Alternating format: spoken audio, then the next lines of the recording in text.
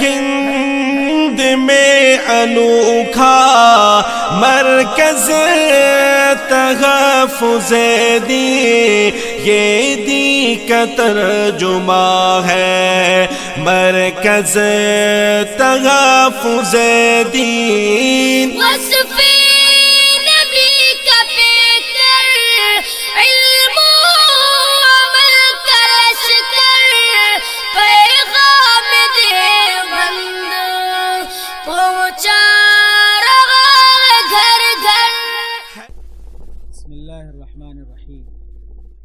الحمدللہ رب العالمین والصلاة والسلام على اشرف المرسلین وعلى من تبعهم بإحسان الى يوم الدین، اما بعد۔ قال اللہ سبحانہ وتعالی في القرآن المجید والفرقان الحمید: اعوذ باللہ من الشیطان الرجیم، بسم اللہ الرحمن الرحیم۔ لقد كان لكم في رسول الله أسوة حسنة۔ وقال نبينا الكريم عليه الصلاة والسلام: لا يؤمن أحدكم حتى يكون هواه تبعا لما جئت به، أو كما قال عليه الصلاة والسلام۔ اسٹیج پر تشریف فرما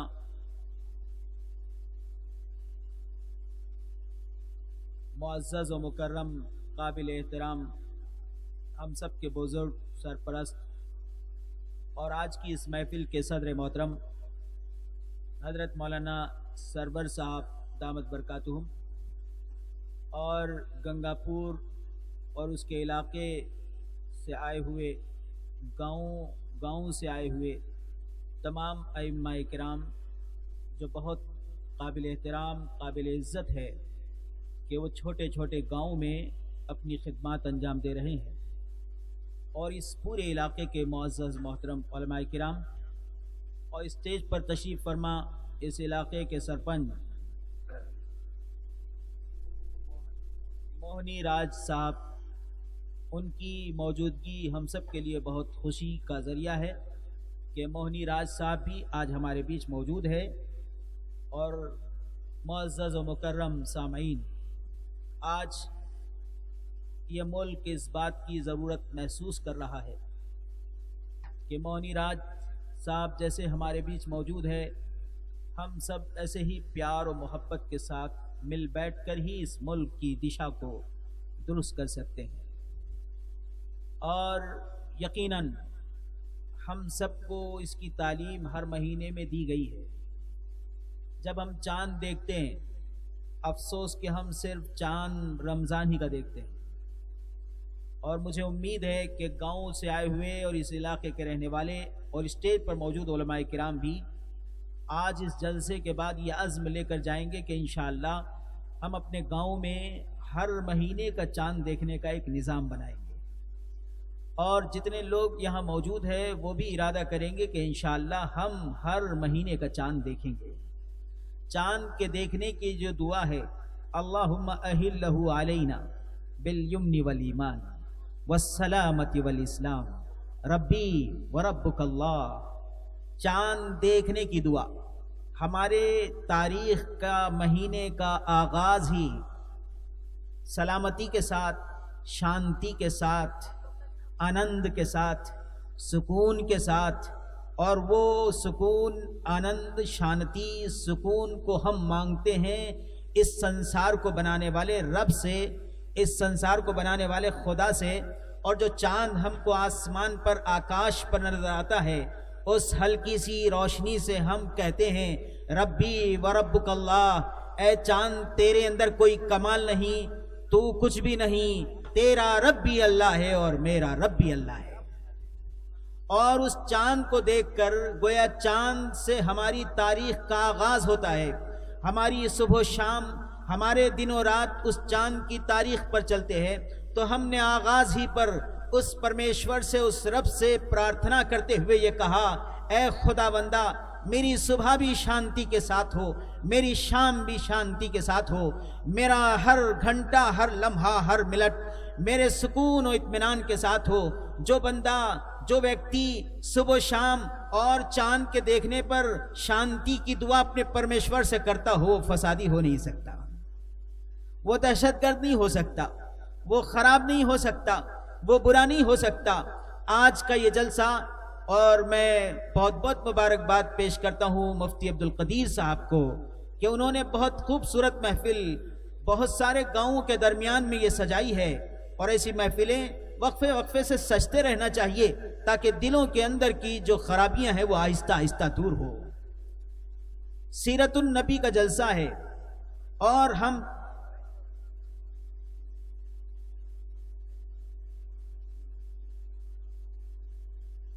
رنجن گاؤں اور اس کے ارد گرد کے جتنے ائمہ ہیں وہ سب علماء کرام نے اس جلسے کو سجانے میں الحمدللہ محنت کی ہے۔ میں ان سب کو دل کی گہرائیوں کے ساتھ مبارکباد پیش کرتا ہوں۔ آج اس ملک میں الحمدللہ ثم الحمدللہ ہم سب کے سب جس محبت کے ساتھ موجود ہے وہ محبت ہے محبت رسول، اور یہ محبت ہم کو وراثت میں ملی ہے، اور اس محبت کو کوئی چھین نہیں سکتا، اور اس محبت کے پیچھے جو حقیقت چھپی ہوئی ہے اس کو سمجھنے کی ضرورت ہے۔ جناب رسول اللہ صلی اللہ علیہ وسلم صرف مسلمانوں کے نبی نہیں، سب کے نبی ہے۔ محمد عربی صلی اللہ علیہ وسلم جو مکے میں آئے تھے، ویدوں میں آپ کو نراشنس کے نام سے یاد کیا گیا ہے، پرانوں میں آپ کا تذکرہ موجود ہے، سام وید میں یجروید میں آپ کا تذکرہ موجود ہے، اور ہم سب کے سب ہندو ہو یا مسلمان، کسی سماج کا ماننے والا ہو، ہر سماج کا ویکتی، ہر سماج کا فرد اپنی جگہ بہت بڑا ہے، اپنی جگہ بہت اہمیت والا ہے، اپنی جگہ وہ بہت بڑا آدمی ہے، چونکہ ہم سب کے سب ایک آدم کی اولاد ہے۔ قرآن پاک نے کہا یا ایھا الناس اتقوا ربکم الذی خلقکم من نفس واحدہ وخلق منها زوجها وبث منهما رجالا كثيرا ونساء واتقوا الله الذي تساءلون به والارحام ان اللہ کان علیکم رقیبا۔ خطبہ نکاح میں یہ آیات اور یہ آیت خاص طور پر ہم بہت سارے موقع پر سنتے رہے، اور خطبہ نکاح کی محفل میں ہمارے ہندو بھائی برادران وطن بھی موجود ہوتی ہے اور مسلمان بھی موجود ہوتے ہیں۔ اس آیت میں دونوں کے نام ایک میسیج ہے، اور وہ دونوں کے دونوں ایک گھر سے آئے ہیں۔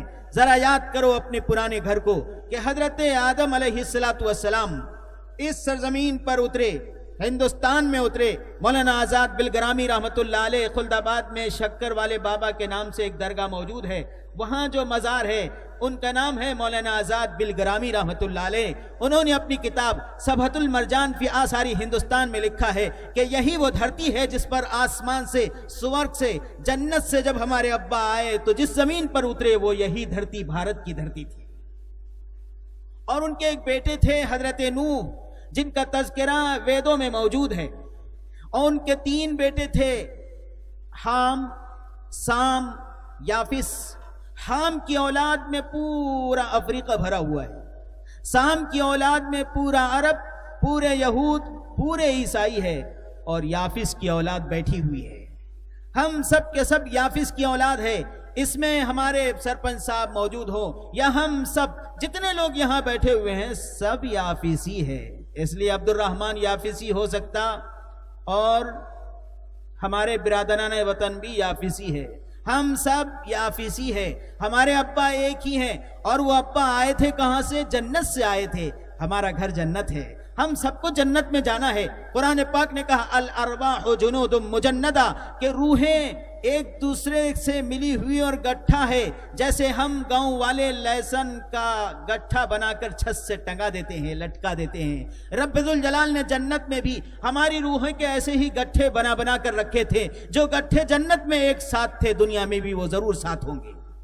آج اسٹیج پر جتنے لوگ بیٹھے ہوئے ہیں اور یہاں جتنے لوگ بیٹھے ہوئے ہیں وہ اپنا سر جھکا کر یقین کریں کہ جنت میں بھی ہم ایک ساتھ تھے، اور انشاءاللہ ایک وقت آئے گا، تاجدار مدینہ محمد عربی صلی اللہ علیہ وسلم نے سند عطا فرمائی ہے، من قال لا الہ الا اللہ دخل الجنہ، جس نے لا الہ الا اللہ کہہ دیا وہ جنت میں داخل ہو گیا۔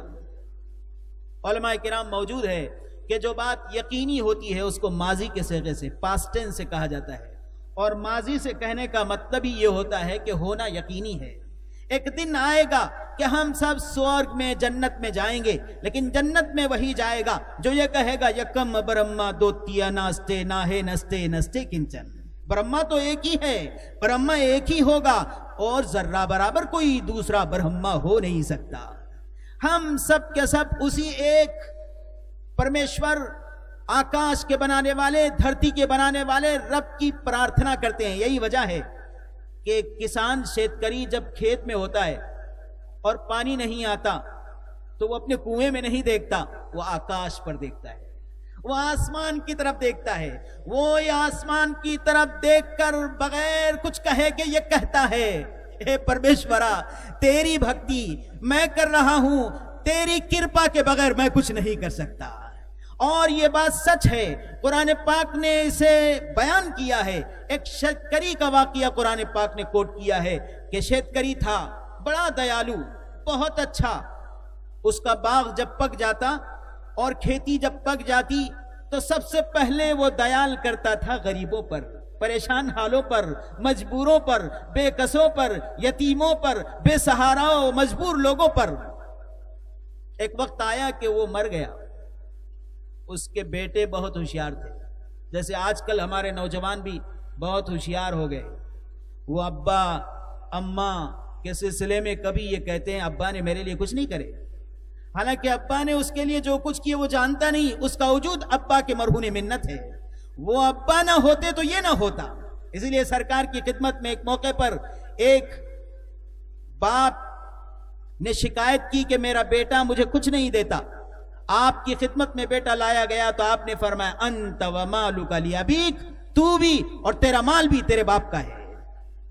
اور قرآن پاک نے ماں اور باپ کی اہمیت کو بیان کرتے ہوئے کہا وَقَضَى رَبُّكَ أَلَّا تَعْبُدُوا إِلَّا إِيَّاهُ وَبِالْوَالِدَيْنِ إِحْسَانًا إِمَّا يَبْلُغَنَّ عِندَكَ الْكِبَرَ أَحَدُهُمَا أَوْ كِلَاهُمَا فَلَا تَقُل لَّهُمَا اُفٍّ۔ تیرے رب نے فیصلہ کر دیا ہے، اس آکاش کے بنانے والے، دھرتی کے بنانے والے پرمیشور نے فیصلہ کیا ہے کہ تو کسی کی پرارتھنا اور بھکتی نہ کرے، صرف اسی ایک پرمیشور کی، جس بھکتی کے ساتھ ایک کسان اپنے آنکھوں کو آکاش کی طرف اٹھا کر اس پرمیشور کی بھکتی کرتا ہے اور اس سے آس لگاتا ہے کہ آسمان سے پانی صرف وہی برسا سکتا ہے، اس کے علاوہ کسی کے ہاتھ میں پانی کے برسانے کی طاقت نہیں۔ اسی لیے رب ذوالجلال نے قرآن پاک نے فرمایا اَأَنْتُمْ أَنزَلْتُمُوهُ مِنَ الْمُزْنِ أَمْ نَحْنُ الْمُنزِلُونَ ذرا بتاؤ آسمان سے بارش تم نازل کرتے ہو یا ہم نازل کرتے ہیں؟ پانی کو کون بھیجتا ہے؟ اور ایک جگہ قرآن پاک نے اس پانی کو رزق کہا ہے۔ یہاں بہت سارے کسان موجود ہیں، پانی ابھی نہیں آیا تو غلہ بھی نہیں آیا، پانی نہیں آیا تو گیہوں بھی نہیں آیا، پانی نہیں آیا تو کپاس بھی نہ آ سکی، پانی نہیں آیا تو جتنے غلے ابھی کے فصل کے آنے والے تھے نہیں آ سکے۔ قرآن پاک نے کہا ہم رزق اتارتے ہیں۔ کبھی روٹیاں ٹپکی نہیں آسمان سے، کبھی کسی بھی شہر میں روٹیوں کی بارش نہیں ہوئی، بارش تو پانی کی ہوتی ہے۔ رب ذوالجلال نے اسی پانی میں ہماری روزی چھپا کر رکھا ہے، اور اسی پانی کی برکت سے اللہ درختوں میں جان پیدا کرتے ہیں۔ قرآن پاک میں سورہ نور میں رب ذوالجلال فرماتے ہیں ارے کون ہے وہ جو گٹھلی کو پھوڑتا ہے اور اس کے اندر سے ہری پتی کو نکالتا ہے؟ ہری پتی کو نکالنے والا وہی پرمیشور ہے، وہی اللہ ہے جس کا نام اللہ ہے۔ ہم سب سے غلطی ہو گئی، بھول ہو گئی۔ حضرت یافس کی اولاد ہم سب تھے، ایک ہی گھر میں رہتے تھے، ایک ہی آبادی تھی، ایک ہی محلہ تھا، ایک ہی زبان تھی، ایک ہی اماں اور ابا تھے۔ جب ہماری آبادی بڑھتی چلی گئی، ہم دور دور ہوتے گئے تو اتنے دور ہو گئے اب ایک دوسرے کے دشمن ہو گئے۔ کسی زمانے میں لوگ چیتے اور شیر سے ڈرتے تھے، سانپ اور بچھو سے ڈرتے تھے، اب لوگ سانپ اور بچھو سے، شیر اور چیتے سے نہیں ڈرتے، اب اگر کسی سے ڈرتے ہیں تو انسان سے ڈرتے ہیں۔ آپ دیکھیں گے بہت سارے چینل چلتے ہیں جس میں شیر سے لوگ کھیل رہے ہیں، سانپ ہاتھ میں لے کر کوئی کھڑا ہوا ہے، گلے میں ڈال کر کھڑا ہوا ہے۔ سانپ بچھو ڈرنے کی چیز تھی، شیر چیتا ڈرنے کی چیز تھی، اب تو ان سے پیار کیا جا رہا ہے۔ اگر کوئی دور بھاگ رہا ہے تو انسان بھاگ رہا ہے۔ اندھیرے میں کسی سے ڈر نہیں لگتا، اگر ڈر لگتا ہے تو انسان سے ڈر لگتا ہے۔ جبکہ یہ انسان ایک گھر میں رہتا تھا، ایک ابو کی اولاد تھی، اور حضرت یافس ہم سب کے ابو تھے، اور حضرت یافس علیہ السلام ایک پرمیشور کی بھکتی کرتے تھے۔ ہم جب قریب قریب آنے کے بجائے دور دور چلے گئے تو ہم ایک دوسرے کے سلسلے میں غلط فہمیوں کے شکار ہو گئے۔ مجھے بہت خوشی ہے آج کہ آج کا یہ منچ، اسٹیج حضرت یافس کی اولاد سے بھرا ہوا ہے، یہاں سب موجود ہے، اور ہمارا اس طرح موجود ہونا اس ملک کو سنکٹ کی گھڑی سے بچانے کے لیے بہت ضروری ہے۔ آج ملک بہت تیزی کے ساتھ سنکٹ کی گھڑی میں جا رہا ہے، اور ایسے موقع پر اس ملک کو ہم ہی بچا سکتے ہیں، ہم ہی بچا سکتے ہیں۔ اور ہم کو بچانے کے لیے کیا کرنا ہوگا؟ محبت و پیار کے ہاتھ بڑھانے ہوں گے۔ جناب رسول اللہ صلی اللہ علیہ وسلم نے جو مکے میں تشریف لائے تھے، جن کا نام محمد بن عبداللہ ہے، ویدوں میں ان کا تذکرہ ہے، سوستک کا نشان ہمارے ہندو بھائیوں کے گھروں کے سامنے لگا ہوا ہے۔ ہم بھی غلط فہمی کے شکار ہوئے، ہم بتا نہیں سکے۔ سوستک کے نشان میں سرکار نے فرمایا تھا خیر القرون قرنی ثم الذین یلونہم ثم الذین یلونہم، سب سے بہترین زمانہ میرا، پھر میرے بعد والوں کا، پھر میرے بعد والوں کا۔ چار اوتار کا تصور موجود ہے، آخر میں کون آئے گا دنیا ڈھونڈ رہی ہے، وہ آنے والے محمد پیغمبر ہے، محمد عربی ہے، جن کو بہت سارے لوگوں نے یاد کیا اور ان کی زندگی پر تاریخ لکھی۔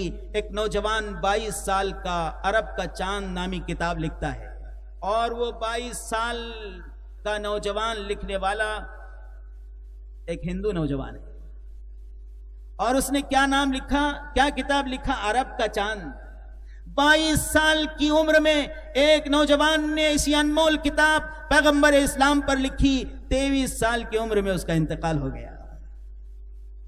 اس میں جو اس نے لکھا ہے کہ محبت کرنے کے لائق تو دنیا میں محمد عربی کے علاوہ کوئی نہیں ہو سکتا۔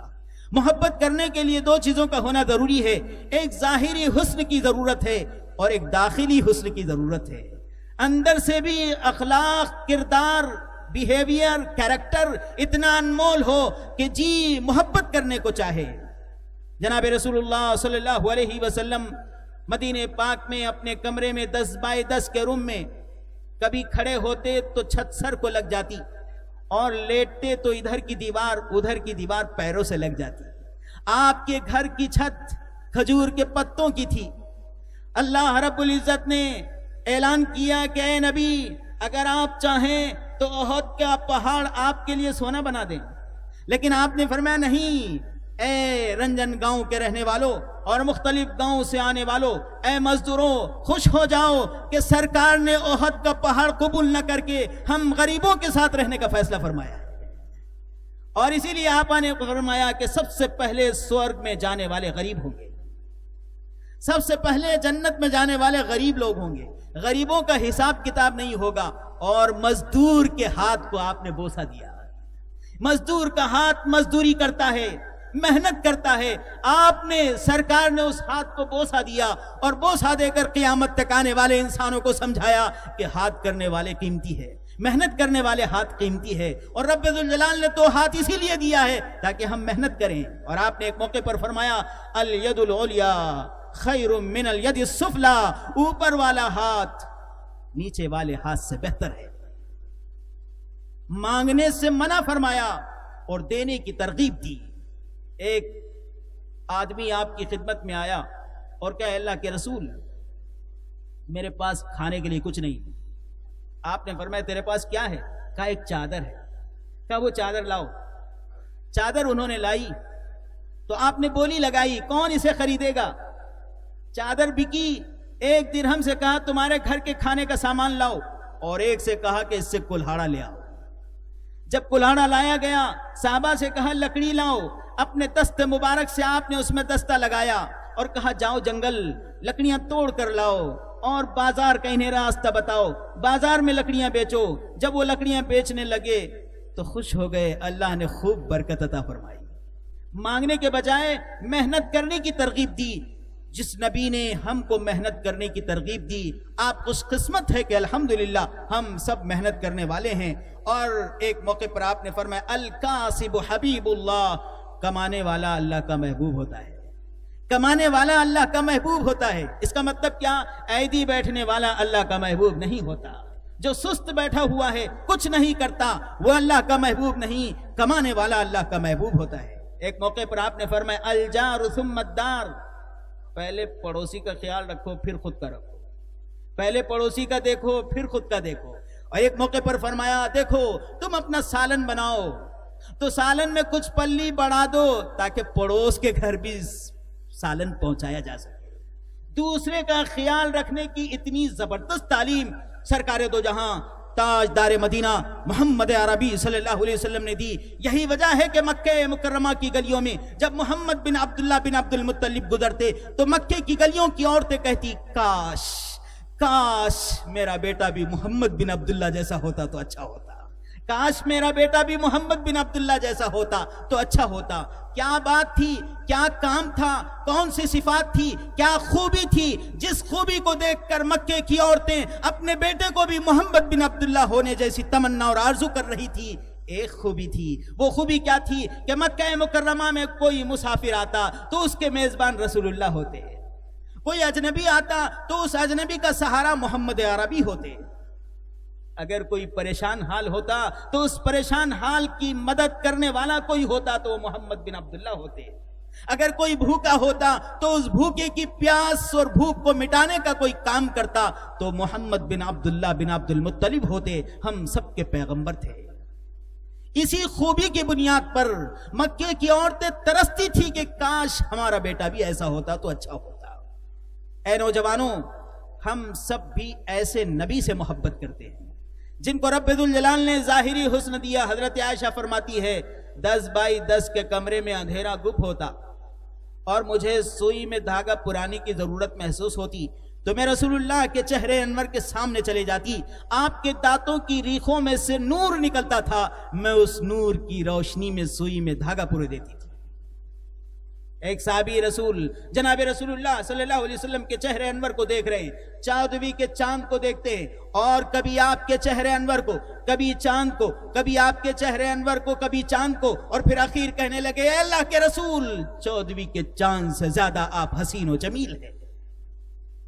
حضرت عائشہ صدیقہ رضی اللہ تعالیٰ عنہ فرماتی ہے مصر کے محل کی عورتوں نے حضرت یوسف علیہ السلام کا حسن دیکھ کر اپنے ہاتھوں کے سیپوں کو کاٹنے کے بجائے اپنی انگلیوں کو کاٹ دیا تھا.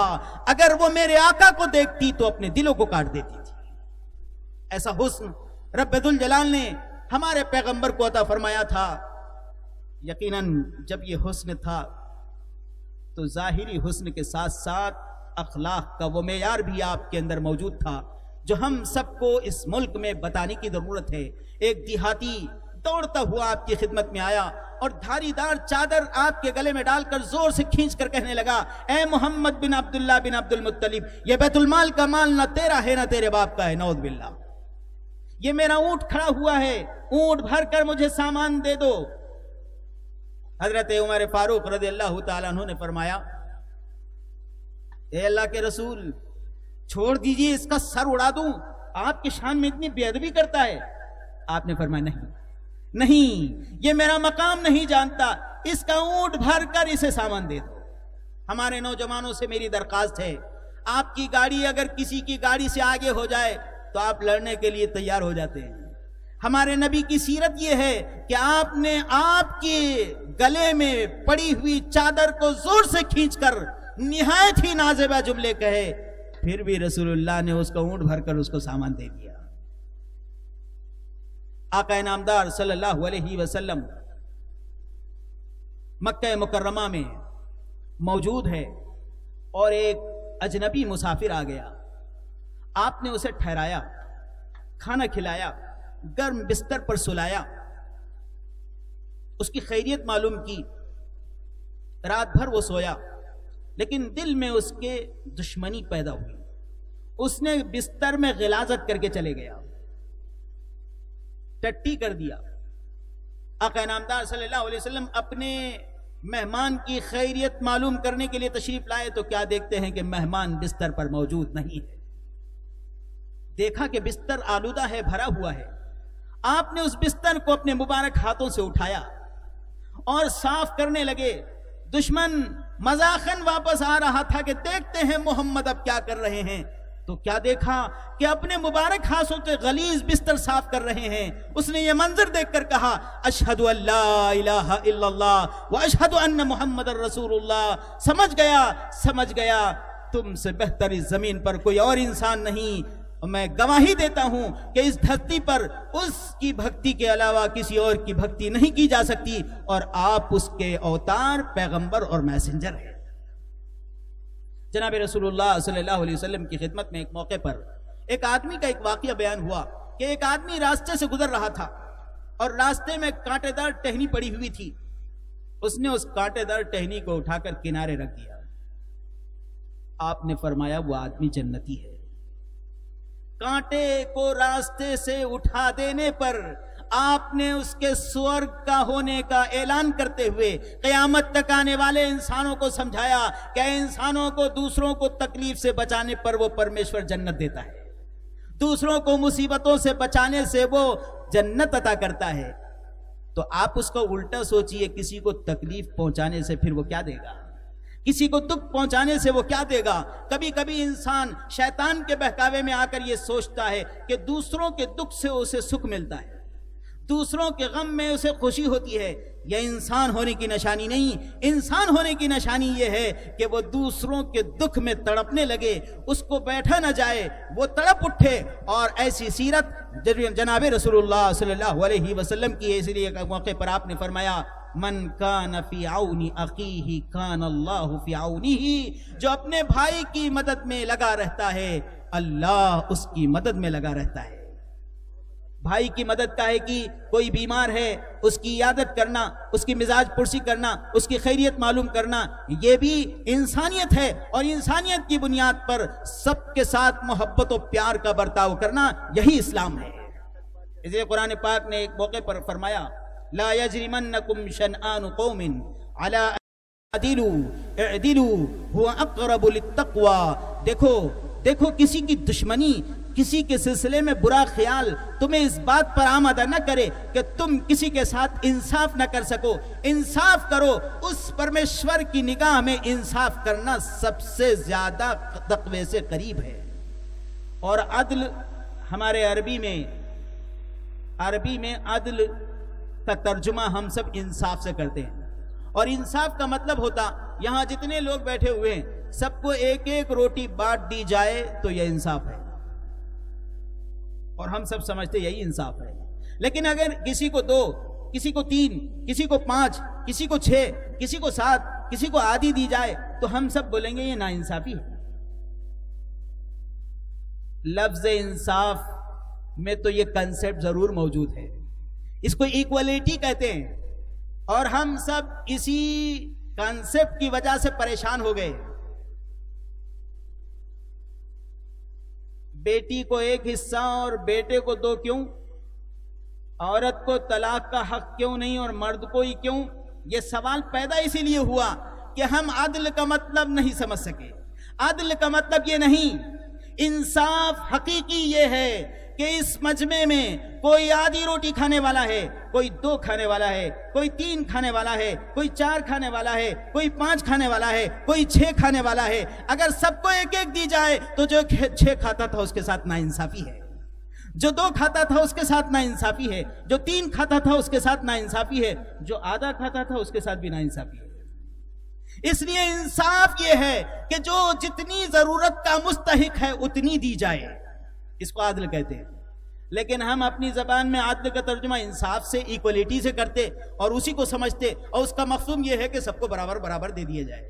برابر برابر دینے سے ناانصافی ہوگی۔ یہی وجہ ہے کہ مذہب اسلام میں پیغمبر اسلام محمد عربی صلی اللہ علیہ وسلم نے جو پوتر تعلیمات آسمان سے لائی ہے وہ پوری کے پوری انسانوں کے فائدے میں ہے۔ مرد کے لیے کیا ضروری تھا، مرد کی کتنی ضرورت تھی اتنی چیزیں اس کو دی گئی، عورت کے لیے کیا ضروری تھا، اس کی کتنی ضرورتیں تھی اس کو دی گئی۔ جیسے عورت کو باپ کی جائیداد میں 1 حصہ اور بیٹے کو 2 حصے ملتے ہیں، دیکھنے میں ناانصافی لگے گی لیکن یہ عدل ہے۔ کیسے عدل ہے؟ بیوی کو شوہر کی وراثت ملتی ہے، بیٹے کی وراثت ملتی ہے، ابا کی وراثت ملتی ہے، بیٹی کی وراثت ملتی ہے، خرچہ کچھ بھی نہیں ہے، ضابطے کے تحت خرچہ کچھ بھی نہیں ہے۔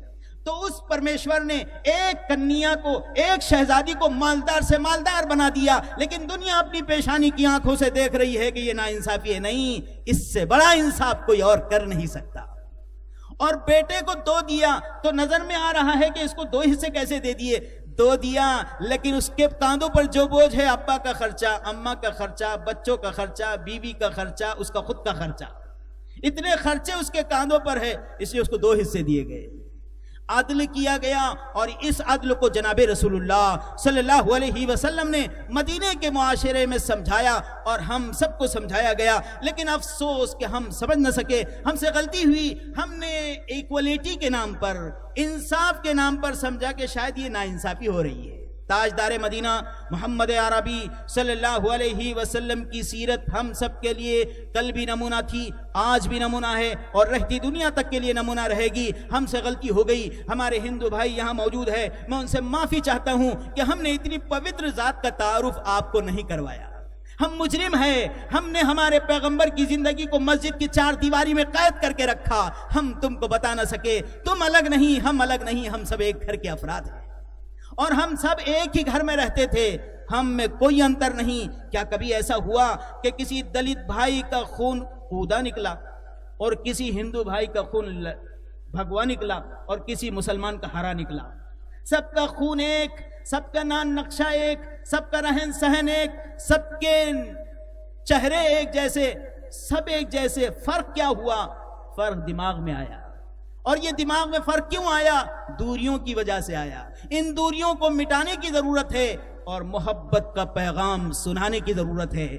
جہاں جہاں ہم پہنچے، محبت کا پیغام سنائیں، پیار و محبت کے ساتھ پیش آئے۔ اسی لیے السلام علیکم ورحمۃ اللہ وبرکاتہ، یہ کیا ہے؟ محبت کا پیغام ہے۔ سرکار نے فرمایا، یا ایھا الناس افشوا السلام واطعموا الطعام وصلوا الارحام وصلوا والناس نیام تدخلوا الجنۃ بسلام، متفق علیہ۔ اے لوگو، سلام کو خوب عام کرو۔ سلام کیا ہے؟ سلام دعا ہے، کاہے کی؟ شانتی کی۔ سلام دعا ہے، کاہے کی؟ آنند کی۔ سلام دعا ہے، کاہے کی؟ صحت کی۔ سلام دعا ہے، کاہے کی؟ کاروبار کے اچھے ہونے کی۔ سلام دعا ہے، کاہے کی؟ زندگی کے کامیاب ہو جانے کی۔ جب اتنی پوتر دعا ہے تو یہ دعا کو لینے کے لیے تو ترسنا چاہیے۔ اسی لیے آپ نے فرمایا، افشوا السلام، سلام کو پھیلاؤ، مشن بناؤ، پروگرام بناؤ، نوجوانوں نکلو، جہاں جو نظر آئے اسے سلام کرو۔ سلام سے کیا ہوگا؟ دلوں میں محبت پیدا ہوگی۔ تو سلام کرنے کے لیے کہا گیا، اور آگے کیا گیا؟ وَأَطْعِمُوا الطَّعَامَ، کھانا کھلاؤ۔ کھانا کھلانے سے بھی محبت پیدا ہوتی ہے۔ کچھ لوگ 3 طرح کے ہوتے، ایک کنجوس ہوتا، ایک بخیل ہوتا، اور ایک سخی ہوتا۔ کنجوس تو وہ ہوتا جو خود بھی نہیں کھاتا اور دوسروں کو بھی نہیں کھلاتا، اور بخیل وہ ہوتا ہے جو خود تو کھاتا دوسروں کو نہیں کھلاتا، اور سخی وہ ہوتا ہے جو سب کو کھلاتا ہے، اس کو کھلانے سے خوشی ہوتی ہے۔ آپ نے فرمایا اطعموا الطعام، کھانا کھلاؤ۔ ہم بھی کھانا کھلاتے، لیکن غریبوں کو کھلاتے، 7 فقیروں کو کھلاتے، محتاجوں کو کھلاتے، کچھ پریشانی آئی تو کھلاتے۔ یہ وہ نہیں کھانا، یہ تو ہر وقت اپنا دسترخوان وسیع رکھو، ہمیشہ اپنا دسترخوان کھلا رکھو۔ آپ دیکھیے، نل اگر آپ نے چالو کر دیا اور نیچے آپ کا برتن رکھا ہوا ہے، نل چالو رہے گا، برتن بھر جائے گا، آپ نے سوچا برتن بھر گیا، نیچے گر رہا ہے، تو آپ آٹومیٹک نل بند کر دیں گے۔ لیکن اگر اس برتن میں سے نکلتا رہا تو نل چالو رہے گا، رب ذوالجلال کی جانب سے برکتوں رحمتوں کی بارش کا سلسلہ جاری رہے گا، جب جانے کا بھی سلسلہ جاری رہے گا۔ جب آپ اطعموا الطعام، کھانا کھلاؤ، جو ملا اسے کھلاؤ۔ کیا آپ میں سے کسی نے کبھی ہمارے کسی ہندو بھائی کو، اپنے برادران وطن کو اپنے گھر لے جا کر کھانا کھلایا ہے؟ کون کون کھلائیں گا آپ؟ ماشاءاللہ، وہ بھی آپ کو کھلائیں گے، ہم بھی ان کو کھلائیں گے۔ ارے ہمارا پرانا گھر یاد کرنے کی ضرورت ہے۔ آپ نے فرمایا اطعموا الطعام، کھانا کھلاؤ، اور آگے فرمایا وصلوا الارحام، رشتوں کو جوڑو۔ ہم رشتوں کو توڑنے کا کام کر رہے ہیں۔ بھائی بھائی کا رشتہ توڑنے کا کام کر رہا ہے، چچا بھتیجے کا رشتہ توڑنے کا کام کر رہا ہے۔ ایک تو رشتہ وہ ہوتا ہے جو شادی والا ہوتا ہے، یہاں وہ رشتہ مراد نہیں، رشتہ داریاں، ہماری رشتہ داریاں بہت لمبی ہے۔ میں نے اس پرانے گھر کو یاد کرتے ہوئے بتایا کہ ہمارا رشتہ بہت پرانا ہے، ہم سب ایک گھر میں رہتے تھے۔ آپ فرمانے وسیل الارحام، رشتہ داریوں کو جوڑو۔ رشتہ داریوں کو توڑنا اللہ کو بھی ناپسند ہے، اس لیے رشتہ داریوں کو جوڑو۔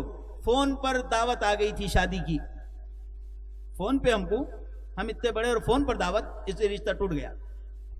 فون پر دعوت کیوں آئی؟ اچھا، دعوت میں جانے کے بعد دسترخوان پر ہم کو پوچھے نہیں، اس لیے رشتہ ٹوٹ گیا۔ لا حول ولا قوت الا باللہ۔ سمجھدار لوگوں کی رشتوں کے توڑنے کی یہ بنیادیں نہیں ہو سکتی۔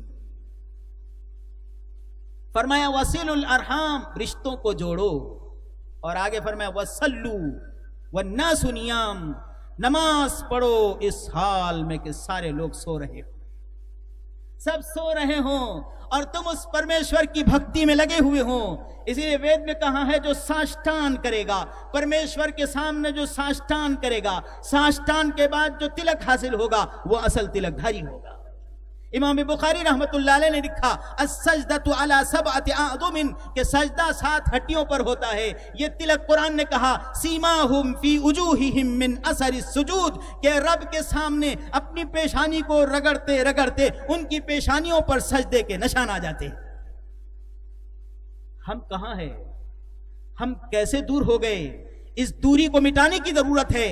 اور آگے آپ نے فرمایا وَصَلُّوا وَالنَّاسُ نِيَامٌ تدخل الجنت بسلام، جو یہ کام کرے گا سلامتی کے ساتھ جنت میں داخل ہو جائے گا۔ آقا نے فرمایا جو یہ کام کرے گا سلامتی کے ساتھ جنت میں داخل ہو جائے گا۔ کون کون اپنے پرانے گھر میں جانا چاہتا ہے؟ ہمارا سب کا پرانا گھر، ہم سب کا پرانا گھر جنت ہے۔ جنت میں ہم سب کو جانا ہے اور انشاءاللہ ضرور جائیں گے، اور جنت میں جانے کے لیے کچھ کام کرنے پڑیں گے، کریں گے وہ کام، کچھ کام کرنے پڑیں گے۔ قرآن نے کہا انا ہدیناہ السبیل اما شاکرا و اما کفورا، ہم نے لوگوں کو 2 راستے بتا دیے، ایک شکر گزاری والا راستہ ہے اور ایک نافرمانی والا راستہ ہے۔ جو شکر گزاری والی راہ پر چل کر آئے گا اس کو ایوارڈ میں سورگ اور جنت دیں گے، اور جو نافرمانی والی راہ پر چل کر آئے گا اس کو پنشمنٹ اور سزا میں نرک دیں گے، جہنم دیں گے۔ ہم سب سورگ میں جنت میں جانا چاہتے ہیں، اور جنت میں جانے کے لیے کچھ کرنا ہوگا۔ سب سے پہلے کیا کرنا ہوگا؟ ہم سب کو ایک دوسرے سے محبت کرنا ہوگا، اور پھر کیا کرنا ہوگا؟ ہم سب کو ایک دوسرے کی محبت والے کام کرنے ہوں گے، اور ہم سب کو اپنی آپس کی محبت کے ساتھ اس رب کی محبت میں بھی مر مٹنے کا پروگرام بنانا ہوگا۔ ماشاءاللہ، نوجوانوں کے اس جذبے و شوق کو بہت بہت سلام۔ شاعر نے بہت پیاری بات کہی، اللہ سے کرے دور تو تعلیم بھی فتنہ، املاک بھی، اولاد بھی، جاگیر بھی فتنہ، نا حق کے لیے اٹھے تو شمشیر بھی فتنہ، شمشیر ہی کیا نعرے تکبیر بھی فتنہ۔ یہ موقع ہم سب کو اپنی نبی کی سیرت کو پیش کرنے کا موقع ہے، اور وہ عظیم سیرت حقائق پر مبنی ہے، کاغذ کے پھولوں کی طرح نہیں ہے۔ اور حقیقت کیا ہے اسے سمجھنے کی ضرورت ہے۔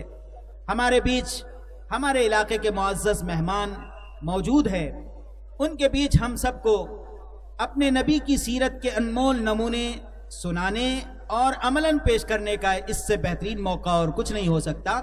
اس لیے ہم سب اس کی فکر کریں۔ ماشاءاللہ حضرت مولانا تشریف لا چکے ہیں۔ جناب رسول اللہ صلی اللہ علیہ وسلم کی خدمت میں سفالہ نامی ایک لڑکی قید ہو کر آئی۔ سفالہ حاتم تائی کی بیٹی تھی۔ حاتم تائی کی بیٹی جب قید ہو کر آئی تو لوگوں نے حضور کے سامنے اس خاتون کا تعارف کرایا، اور اس لڑکی نے کہا اللہ کے رسول مجھے آزاد کر دیں۔ آپ نے فرمایا بیٹی ہم تم کو ضرور آزاد کریں گے۔ آپ نے اسے آزاد بھی کیا، اور آزاد کرنے کے ساتھ ساتھ اس کے سفر کا انتظام کیا، سواری کا انتظام کیا، نئے کپڑوں کا انتظام کیا۔ وہ گھر پہنچی تو ان کے بھائی عدی نے پوچھا بہن آپ جس شخص کے پاس گئی تھی قید ہو کر اسے تم نے کیسے پایا؟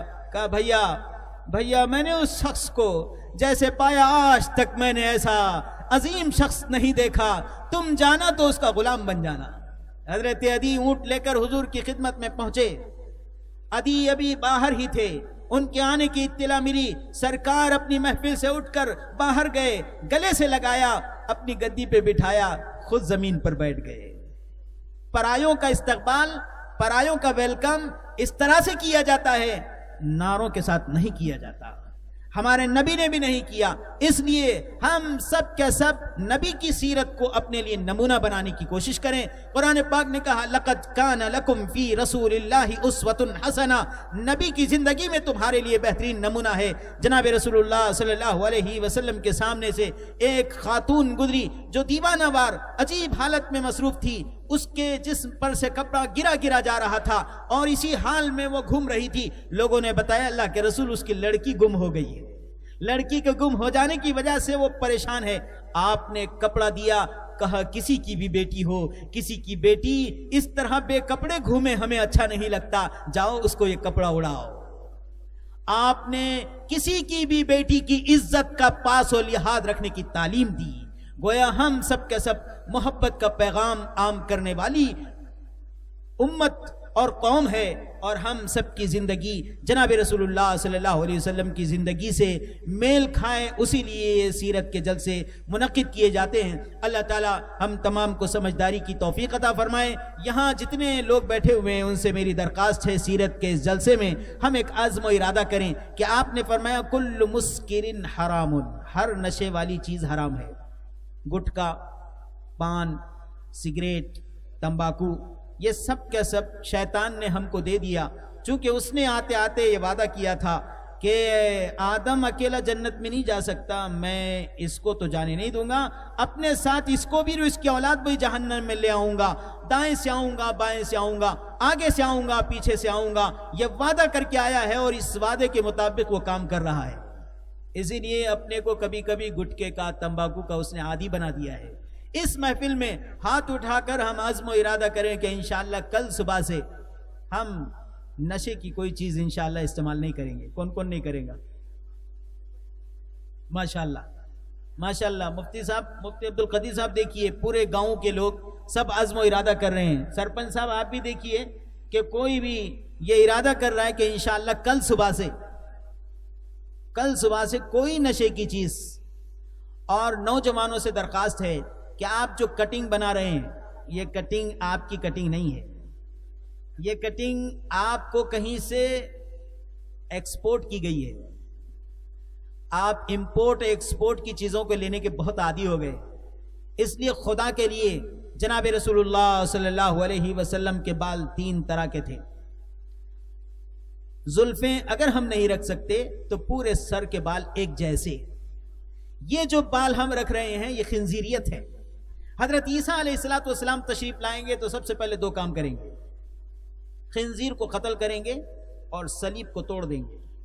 خنزیر کو ختم کرنے کا مطلب ہی یہ ہے کہ دنیا میں جتنی خنزیریت ہے اس کو ختم کریں گے، اور یہ بال پوری خنزیریت کی طرف ہم کو لے جا رہی ہے۔ اس لیے کسی بھی سماج کا نوجوان ہو، ہمارا وہ کلچر نہیں، وہ ہماری سنسکرتی نہیں، ہمارے بھارت کی جو سنسکرتی ہے اور بھارت میں جو سنسکرتی آئی ہے وہ جناب رسول اللہ صلی اللہ علیہ وسلم کی طرف سے اس پورے دیش کو ملی ہے۔ ہم سب کو اس سنسکرتی، اس کلچر کو اختیار کرنے کی ضرورت ہے۔ اور آخری بات نوجوانوں سے کہ موبائل کو رات میں، ڈیجیٹل موبائل کو رات میں دیکھنے اور دن میں دیکھنے سے پرہیز کرنے کا پروگرام بنائے۔ کیلیفورنیا امریکہ کی ایک ریاست ہے، وہاں کے گورنر نے ابھی اعلان کیا ہے کہ ہماری ریاست میں ٹی وی کے سارے چینل اور اینڈرائیڈ موبائل کا استعمال ممنوع قرار دے دیا گیا، چونکہ 6 گھنٹے تک مسلسل دیکھنے والے نوجوان چور، ڈاکو، ماں اور باپ کو مارنے والے اور عجیب عجیب قسم کے پائے گئے۔ ریسرچ ہوا، اس ریسرچ کے بعد کیلیفورنیا کی ریاست میں یہ بینڈ ہو گیا۔ اس لیے ہم سب ذرا غور کریں، امریکہ سے ایک لڑکی ہندوستان آئی اور آنے کے بعد اس نے دیکھا کہ ہندوستان اور بھارت کی رہنے والی لڑکیاں جینس پینٹ، ٹی شرٹ اور لالے لگا کر داخل ہوئی، تو اس نے اپنی تقریر میں کہا امریکہ میں کتوں کو ایک بیماری ہوتی ہے، اور وہ بیماری جب ہو جاتی ہے تو کتا قے کرنے کے بعد دوبارہ چاٹتا ہے. جب یہ بیماری اسے شروع ہو جائے تو فوراً کتے کو گھر سے باہر کر دیا جاتا ہے. اس لڑکی نے کہا ہندوستان کی عورتوں اور نوجوانوں کو میں دیکھ رہی ہوں کہ شاید امریکہ کے ان کتوں کی طرح ان کو بھی بیماری ہو گئی ہے. جس تہذیب کو ہم اگل چکے تھوک چکے یہاں کے لوگ چاٹ رہے ہیں. جس تہذیب کو ہم نے تھوک دیا ہے وہ کلچر وہ تہذیب بدمزہ تہذیب ہے. جناب رسول اللہ صلی اللہ علیہ وسلم کی تہذیب آپ کا پیر کے ناخن سے لے کر سر کے بال تک کا انمول طریقہ ہمارے سامنے موجود ہے. دوسروں کو بتانے کی ضرورت ہے, خود اختیار کرنے کی ضرورت ہے. اللہ تعالی ہم تمام کو سمجھداری کی توفیق عطا فرمائے. آج کی اس بزم میں جتنے بھی ہمارے علماء کرام تشریف لائے, میں خاص طور پر گاؤں میں کام کرنے والے علماء اور ائمہ کا دل سے بہت احترام کرتا ہوں, ان کو سلام کرتا ہوں اور ان کی محنتوں کی قدر کرتے ہوئے میں ان کو موٹیویٹ کرنا چاہتا ہوں کہ آپ جو کام کر رہے ہیں وہ بہت بڑا کام ہے. آپ اپنی جگہ بہت بڑے ہیں. ہمارے استاد مولانا برہان الدین صاحب سنبھلی فرمایا کرتے تھے کہ بیٹا قصص النبیین بھی مدرسے میں پڑھانا تو بخاری سمجھ کر پڑھانا. آپ نورانی قاعدہ پڑھا رہے ہیں, آپ متن بخاری پڑھا رہے ہیں. آپ جو پڑھا رہے ہیں وہ بہت عظیم چیز پڑھا رہے ہیں, اور جہاں جو کام کر رہے ہیں وہ بہت عظیم کام ہے. اس میں کوئی شک نہیں کہ بہتر سے بہتر کی تلاش و کوشش کرنا ضروری ہے, لیکن جو مل گیا وہی مقدر ہے. جو نہیں مل سکا اس کی کوشش کرنا ضروری, لیکن جو مل گیا وہی مقدر تھا. اس پر اکتفا کرتے ہوئے, اس پر رضامندی کا اختیار کرتے ہوئے ہم سب کو کام کرنے کی ضرورت ہے. اور میں آپ لوگوں سے کہوں گا کہ گاؤں سے جو آئے ہیں, کون کون گاؤں سے آئے ذرا ہاتھ اٹھائیں. ماشاءاللہ, گاؤں میں جو ائمہ کرام آپ کے کام کر رہے ہیں آپ ان کی قدر کیجیے. شہر میں ان کے لیے خوب مواقع مہیا ہیں, لیکن وہ آپ کے لیے آپ کی خدمت میں موجود ہے. آپ خدا کے لیے ان کی قدر کیجئے, ان کی اہمیت سمجھیے. اور جتنے لوگ ہیں سب کے سب آج ایک پروگرام بنائیے کہ اپنی مسجد کے ائمہ سے ہم جڑے رہیں گے. انٹرنیٹ سے اور واٹس ایپ سے نہیں, امام سے جڑیں گے. سرکار نے فرمایا فانظروا عمن تأخذون دینکم, تم ذرا دیکھو کہ اپنا دین کس سے حاصل کر رہے ہو. دین کس سے حاصل کر رہے ہو دیکھو, انٹرنیٹ سے کیا مولانا سے.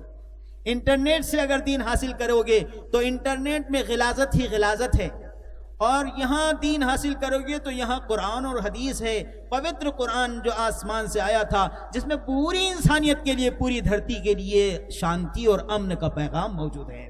اس لیے میں آخر میں آپ سب سے درخواست کروں گا کہ ہم سب اپنے مسجد کے ائمہ سے مربوط رہیں گے. کون کون رہے گا؟ انشاءاللہ اللہ تعالیٰ اس جلسے کو سجانے والے, یہاں آنے والے, بیٹھنے والے سب کو قبول فرمائے, اور ہم تمام کو سچی سمجھداری کی توفیق عطا فرمائے. محبت و پیار کے پیغام کو پورے ملک میں ہم اسی طرح ہندو مسلم ایک ساتھ رہ کر سارے جہاں سے اچھا کہنے کا موقع پورے ہندوستان, پوری دنیا میں ہم فراہم کریں, اور یہ کہیں کہ ہم کبھی لڑنے والے نہیں, جھگڑنے والے نہیں, ہم تو ایک دوسرے سے محبت و پیار کرنے والے ہیں. اور اس محبت و پیار کے پیغام کو انشاءاللہ رنجن گاؤں کے اس چھوٹے سے گاؤں سے پورے ملک میں بہت کوشش کے ساتھ, تڑپ کے ساتھ پہنچایا جا سکتا ہے. وآخر دعوانا الحمدللہ رب العالمین. ہے ہند میں انوکھا مرکز تحفظ دین.